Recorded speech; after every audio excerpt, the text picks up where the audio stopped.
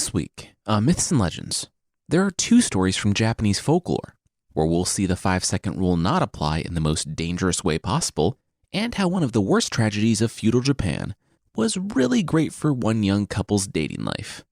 The creature this week is a spiky danger turtle from France, who's still mad about not having a ticket for Noah's Ark.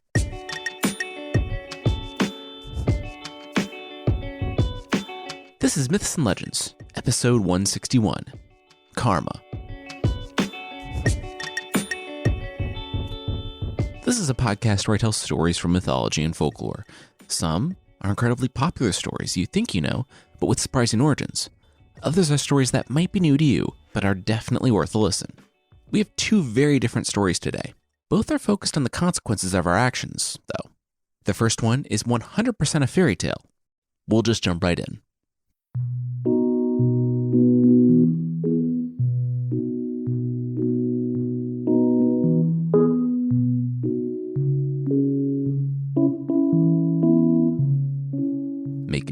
Making dumplings. The old woman was making dumplings from rice flour. It was her defining character trait and her number 2 hobby, right behind laughing. Laughing while making dumplings, though? That's called living your best life. That's what she was doing on a Tuesday afternoon.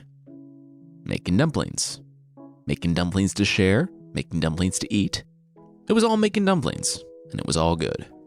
What was not good, however, was as she formed the last dumpling, she wasn't paying attention to her other little stack of dumplings.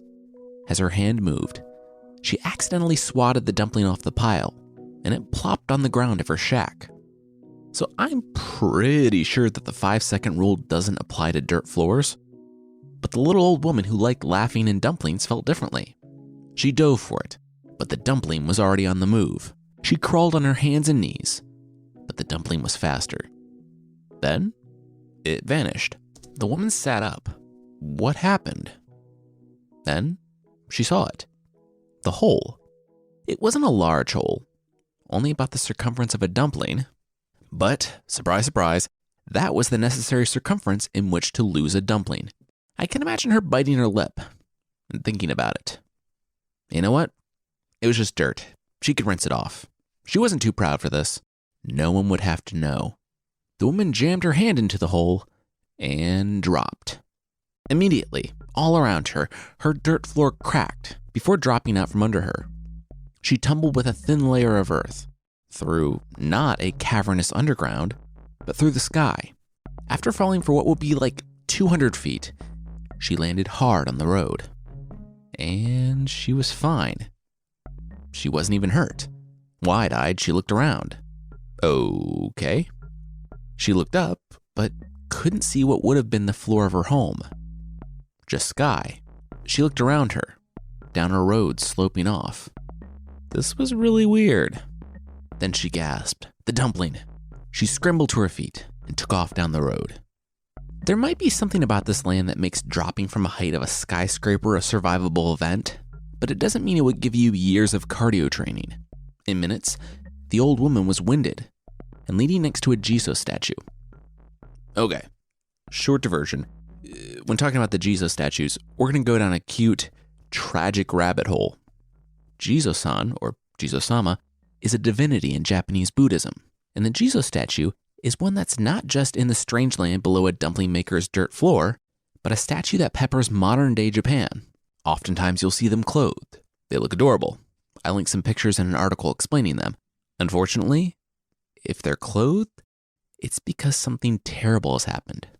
As far back as the 14th century, there was a belief that when a child died, they had not accrued enough good karma on Earth. So they were sent to sort of a limbo, where they had to stack stone towers to cross the Sanzu River into the afterlife. Demons, being demons, repeatedly smacked down the stone towers, dooming children to constantly rebuild them. Enter Jizo Bosatsu. He's a bodhisattva, and instead of traveling on to enlightenment, he chose to stay back and help the countless children stuck in limbo. He would hide children in the sleeves of his robes and take them across the river to the afterlife. So, when you see a clothed statue of Jizo, sometimes with a pile of stones next to it, it's usually because a parent has lost a child and wants to watch over them and help them pass on in the afterlife. It appears to be mainly the cases of miscarriages or very young children, but the Jesus statue has been seen as a way to have closure for such a tragic event. In addition to his role for children, he's also seen as generally a protector for women and travelers. All right, we'll jump back in after that bit of cultural relevance and catch up with a little old woman who likes making dumplings, both a woman and a traveler. "Oh, Lord Jiso, did you see my dumpling?" the old woman asked the completely inanimate and non-living statue. "Yeah, it's a... Wait, how did you know I could talk? Can statues talk in your world?" the surprised statue replied. "Nope," the old woman said. "So you, just talk to statues on a regular basis on the chance that they'll talk back?" the statue asked, cocking a stone eyebrow. "Guess so," the woman remarked. "Fair enough," the statue said, and then looked down the road. Yeah, he did see her dirt-caked dumpling rolling down the road. Kinda surprised she was still looking for it. But she should really stop looking for it. Further down the road was an oni. The woman cocked an eyebrow. "A what now?" "It was an oni. A Japanese ogre, demon, troll. Take your pick. Because they're all the same in this instance, and they are all terrible. They're usually bright red, with big teeth and crazy-looking eyes. And these ones wore tiger skin loincloths, so they were pretty fashionable, I guess. Oh, and they eat people, so seriously, just leave the dumpling behind and... Oh, cool. The old woman was leaving. Don't listen to Jizo-san. He was just the protector of children, women, and travelers. What did he know? Around the time she approached Jizo statue number 3, she still hadn't gotten that the situation was perhaps a bit more dangerous than she thought, despite Jizo-san's incessant and urgent warnings that she needed to turn back and find some way out of here because Oh no. He glanced up to the road ahead. He told the woman to get behind his sleeve. The oni was coming. The woman looked up and saw a squat, hairy red oni, who I've compared to a more demonic Elmo, sniffing the air and lumbering down the road ahead. The oni bowed low before the statue. He might be a vicious, human-eating demon, but he was a polite, vicious, human-eating demon. "Good day, Jizo-san," the oni remarked. He said he smelled a human somewhere. The statue? Jizo would have shook his head if he, wasn't a statue. He towed the line between truth and lie when he said that perhaps the oni was mistaken. No, I definitely smell the smell of mankind." What was that, callous selfishness and sweat, was it? The oni said, sniffing the air. From behind the stone sleeve, the woman chuckled. "Ha! Mankind. She was a woman. Stupid oni." "Seriously?" the statue of Jizo said, not turning around to show his nonplussed look because he couldn't turn around. In an instant, the oni grabbed the woman's robe and pulled her from behind the statue. She was still chuckling for some reason. "Come on, what are you going to do with her? She's just an old woman. You better not hurt her," the statue said. The oni was about to reply with an, "Or what?" but looked down the road. He saw that statues of the Bodhisattva lined it, as far as he could see in either direction. "I'm not going to hurt her. She's just going to come with me. She's going to cook for us," the oni said. The old woman shrugged. Didn't sound so bad. "They're demons, honey. They lie," the statue said. And then he directed his gaze back to the oni. "Don't hurt her. If they did, he would be angry." The oni started to laugh, but saw the look in Jizo-san's eyes. He said he wouldn't. He promised.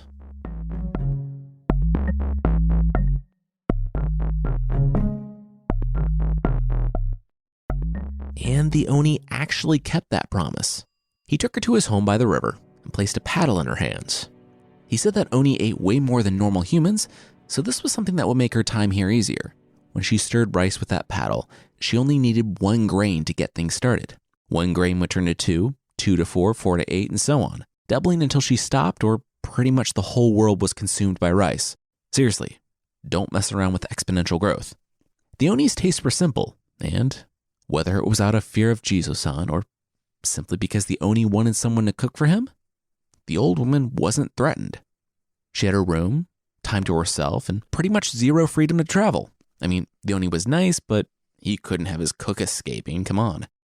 She stayed there until the days stacked one upon another, enough to be weeks, and the weeks piled up into years. Soon, she lost track of just how long she'd been in the service of the Oni, but what she did know was that she was extremely lonely. The Oni was kind enough, but she hadn't spoken to another human in years.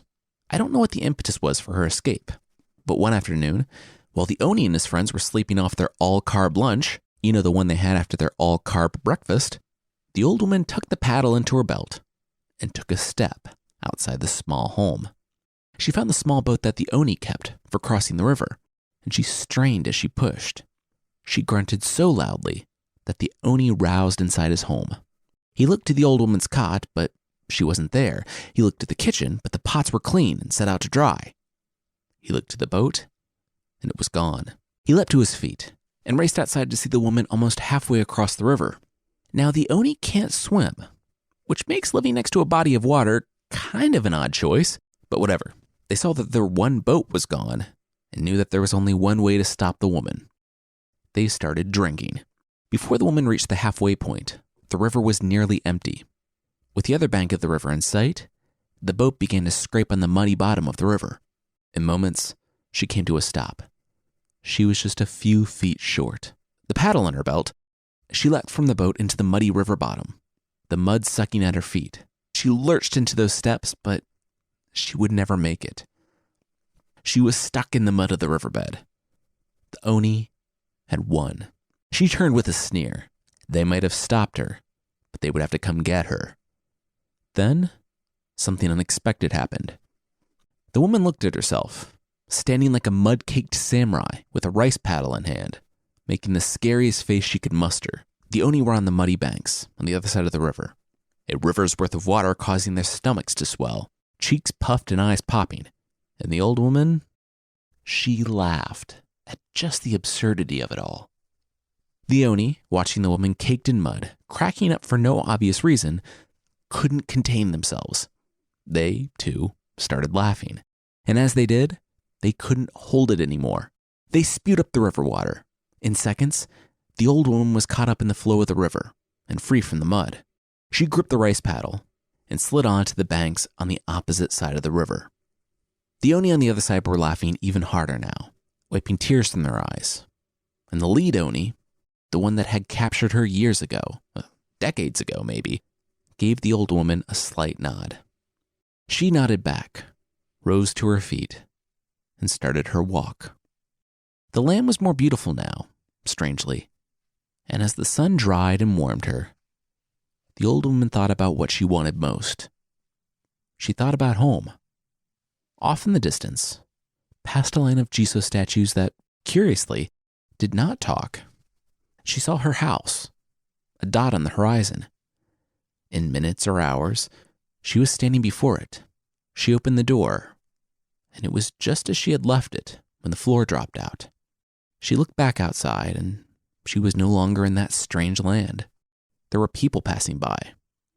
The hustle and bustle of her town continued on, with no knowledge of where she had been or what she had been through.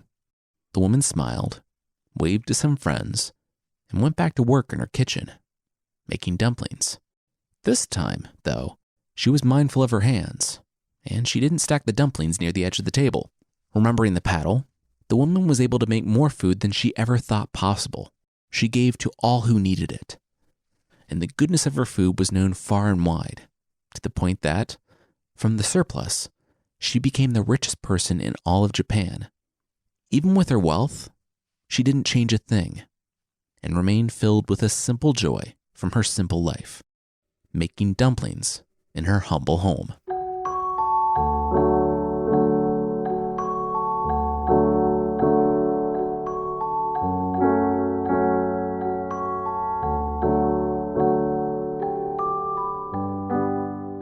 Okay, so I try not to talk about the meanings behind stories. Generally, I like to let a story just be. But this one seems curiously similar to stuff I found in my research. Remember when I talked about the history and meaning behind the Jiso statues? Well, that seems to fit pretty closely with the old woman's experience. Personally, I think that the old woman died that day on the floor of her dirt home as she was reaching for that lost dumpling. she fell down into limbo, where she met with Jiso-san. It would explain the otherworldliness of that land. The limbo, as we talked about, contains Jiso-san trying to shield people from the demons and help people pass in the folds of his robes. And the old woman hid behind Jiso's sleeve when the Oni came around. When she was taken by the Oni, she wasn't tortured, but like the children, she was just subjected to several years of toil, whatever karmic deficit was still present from her time on Earth. She didn't mind it until it was over.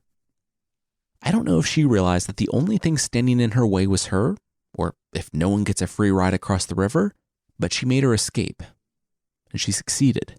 Like the story of the children in the robe, the woman crossed the river, but she went back home, right? Well, maybe. Maybe it wasn't her home, though. Maybe her afterlife looked like her life. Maybe she was completely happy in her small community, recognized making dumplings and rice in her little kitchen for friends and family. Maybe that was her paradise. It may be a bit of a stretch, but I feel like this reading holds up to scrutiny and it makes the story more interesting and kind of touching in retrospect. The second story today is not a fairy tale, like at all. It's linked to a very clear historical event, but that will be right after this.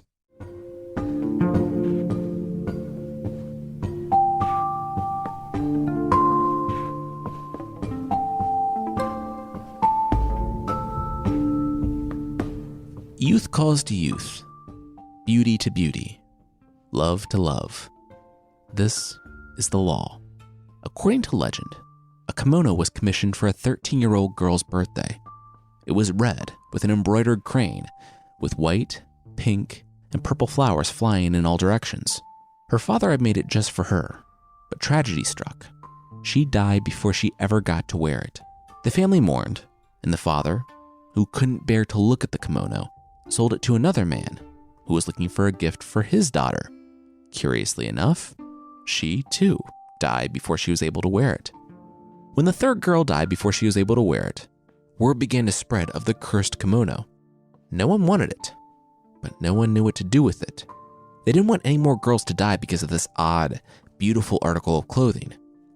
Finally, a priest took it, not to wear, but to destroy. The flames were nearly as beautiful as the kimono, with sparks of red jumping into the sky, and into the courtyard, and onto the wood and paper buildings. That was March 2nd, 1657. The very real fire that started because of that legendarily cursed kimono would burn for 3 days, going on to consume 70% of Edo, the capital of Japan, and taking 100,000 lives with it before it burned out. It would become known as one of the greatest disasters in Tokyo's history, Edo eventually turning into the city of Tokyo. And it was nearly comparable to the firebombing of World War II. In a city that had a population of 300,000 before the 17th century fire, nearly 1 in 3 people were killed. The yaoya, his wife, and his daughter were not among the killed. The poor, hardworking yaoya, or the grocer, was among the lucky ones. He only lost his house and all of his possessions. He and his family escaped the flames unscathed. But before the end of the month, they were sleeping on the floor of a nearby Buddhist temple, one that had thrown open its doors to the city of Edo, while the residents figured out how they were going to rebuild their lives among the ashes. It said that there were 5 supremely beautiful girls in Edo at the time, and among them, the yaoya's daughter, Oshishi, was the most beautiful. She found a simple rhythm to life, lived on the floor of the temple while their home was being rebuilt. She would wake up early and bathe in a spring by the temple before slipping on her blue gown and combing her hair. It was the best part of the acolyte's day when she passed him on the way back from her bath. He had noticed her while chastising himself for noticing her. He was going to be a monk. He was going to live in celibacy. It was impossible. Still, he found himself thinking of her when he was working, eating, even praying. It became worse and better when Oshishi was ordered by her father to start sweeping the temple to show the monks gratitude for giving them a place to live. Oshishi didn't mind. She swept, and as she did so, she sang. She sang until the young acolyte couldn't take it any longer. He stood in front of Oshishi and said hello.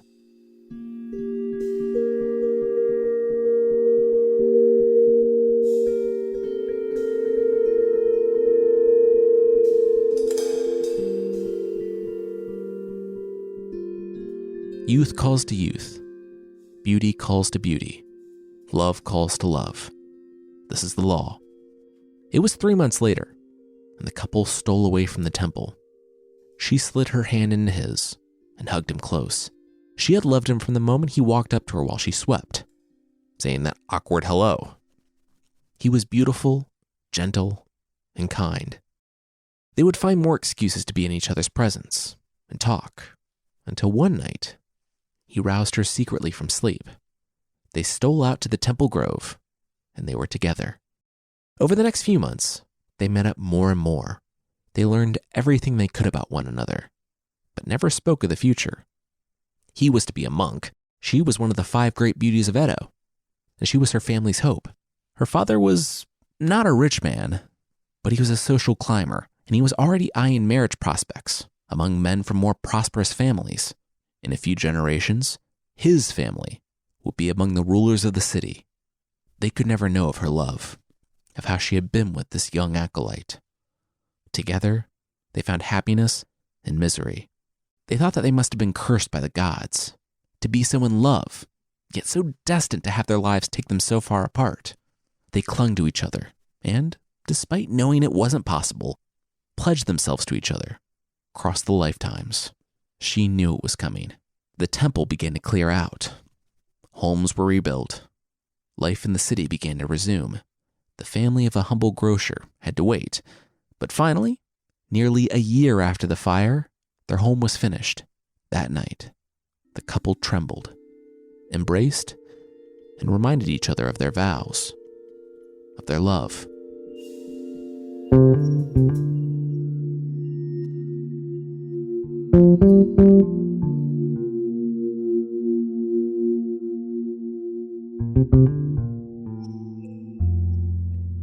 Their vows were nothing, Oshishi knew. The family resumed their daily life, and even though the temple was close, the young woman couldn't think of any excuse to be there. A life unfolded before her as she kept to her new room, soaking her clothes with tears. She could see it. She was the wife of a modest merchant, no one important, but someone with more riches and renown than her family. She would have children, and she would have happiness of a sort. He was a priest at the temple, with acolytes of his own. Both would be respected, but both would be missing something. They would pass each other on the street, and they would remember those nights that they were together in the temple grove. The Yaoya began to worry. His daughter grew pale and thin. She stopped eating, and then she stopped crying. That was the most troubling thing to the parents. She wouldn't talk to them, so they didn't know what troubled her, but they feared madness. Unfortunately, it wasn't madness. She was thinking clearly, with frightful logic. She wanted those nights back, the ones in the temple grove. She wanted to be with the man she loved. There was a way to make that happen. Her parents were surprised when, the next morning, Oshishi rose early and got ready. She ate with them and went about her daily duties. The parents didn't know what had happened to their daughter, but not wanting to jinx it at all, didn't say anything. Instead, they let her go on living her life as if the past few months hadn't happened. She started to smile again, and after 2 weeks, the Yaoya and his wife could breathe. Whatever had been going on with their daughter, it was over now. Of course, they didn't know where she had been going during those brief moments she had to herself during the day, or what she had been collecting. For the plan to work, it had to be total, and as she finished stuffing the floor with the dry straw, she knew that it was enough. She made a small pile and placed the charcoals on the top of the heap. This would do it. This would bring her back to him. The solution was so easy. To see him again, to have those nights back, to make their plan to run away together, she needed to set another fire. Her home would be consumed, and they would be forced to live in the temple again, probably for longer this time, since rebuilding the last home had taken all but Oshishi's dowry. She struck the flint and smiled. The hay caught, and so did the charcoal. She waited for the wall, but she didn't have to wait very long. The flames shot up and billowed out to the ceilings. She screamed, barely able to contain her joy. Fire! She had made a path to the front door. That and her parents' room would be consumed last. She had to make the fire move quickly, though. In the past year, after the fire, the city of Edo had expanded its fire protections to the common person, whereas before it had just been for the nobles.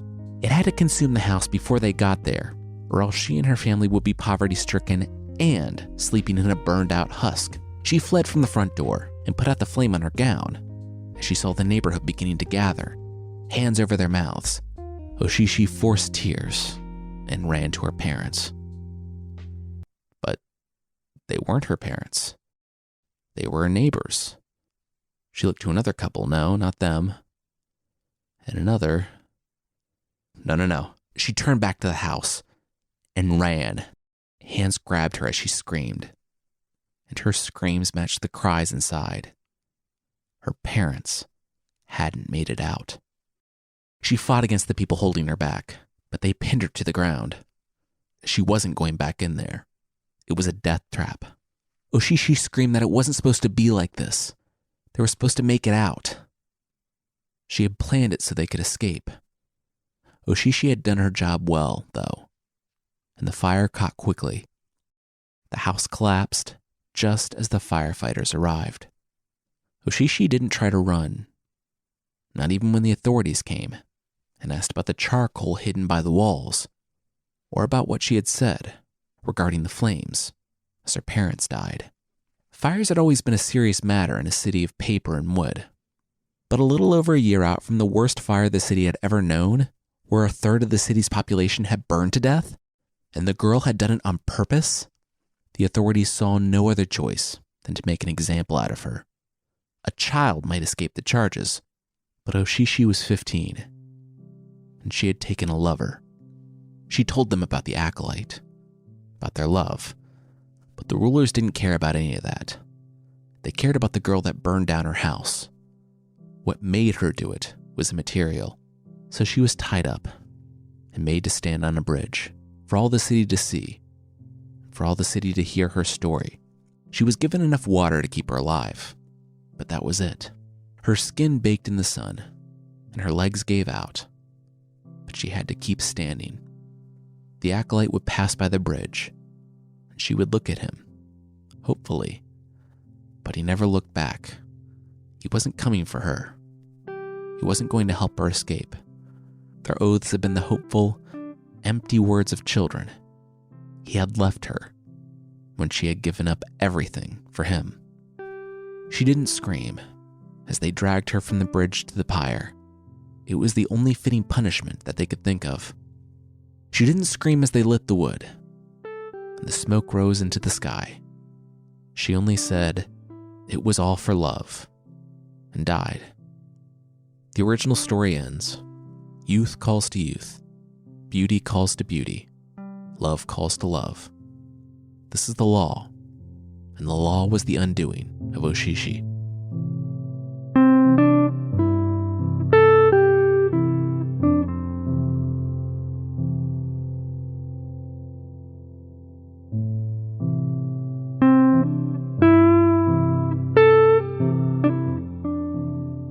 So that was a hard left into Tragedy Town. I'm pretty sure that story is legendary. And honestly, it's not one that I originally planned on doing for the show, but it just kind of stuck with me for a while after reading it. It just kind of takes you along for a ride. Next week, we're staying in Japan for the pseudo-legendary, mostly historical story of the 47 Ronin. They were the samurai of a powerful lord who was wronged, and they plot for a year to bring justice for their master. It is an incredibly famous story, and I was surprised by how much there was to it. It's a one-off episode I'm pretty proud of, so check it out next week. If you'd like to support the show beyond leaving a review on Apple Podcasts or telling a friend, there's also a membership thing on the site. For less than the price of half an ounce of edible glitter, you can get extra episodes, source pack ebooks, and ad-free versions of the show that aren't sugar glitter, and therefore more sticky, because apparently making glitter harder to remove was something that needed to happen. Check out support.mythpodcast.com for more info on the membership.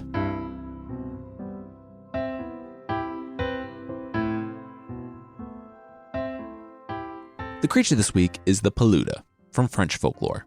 The Peluda, alternately called le Velou, which is I guess French for shaggy beast, is what happens when you cross a porcupine with a dragon. About the size of a dragon, the shaggy beast is actually not covered in hair, but little hair-like quills that will stiffen when the creature senses danger and then shoot off, poisoning anything they touch. It's roughly turtle-shaped with a scaly neck, dragon-like head, and snake color. In addition to its toxic, invulnerable hairstyle, it also has searing breath that can wither crops, the ability to create floods from simply stepping into a river, killing with just a strike from its long tail, and breathing out fire and acid and poison, like your standard boring dragons. A creature like this shouldn't exist, right? Well, guess who would agree with you on that one? Noah, of Noah's Ark fame. He made a judgment call way back when and decided that the creature that shot poison in all directions and breathed fire wasn't a great addition to his wooden boat full of the remnant of life on Earth. So he turned the Peluda away, an act that would have been for the better if it wasn't a failure. Noticing the rain was getting pretty bad, the Peluda took cover in a cave, moving deeper into the earth, away from the floodwaters. When the waters receded, the Peluda decided to play it safe and wait for another, 3,000 years, just until the coast was clear. When it emerged, it saw that once again the earth was populated by humans, and, angry at being left behind and not allowed safe passage on a boat full of animals to accidentally kill, the Peluda decided to make up for lost time by, killing everything. Kind of proving why it shouldn't have been allowed on the boat, but whatever. The Peluda made its last mistake when it killed the fiancé of just some rando guy. The guy chased down the Peluda as it walked away and cut off its tail as a provocation, which killed it instantly. Yeah, the insanely deadly dragon porcupine turtle had its heart in its tail.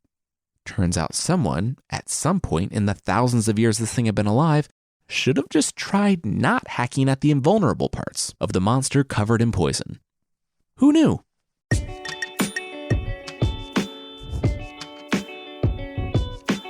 That's it for this week. Myths and Legends is by Jason and Carissa Weiser. Our theme song is by the band Broke for Free, and the Creature of the Week music is by Steve Combs. There are links to even more music in the show notes. Thank you so much for listening, and I'll see you next time.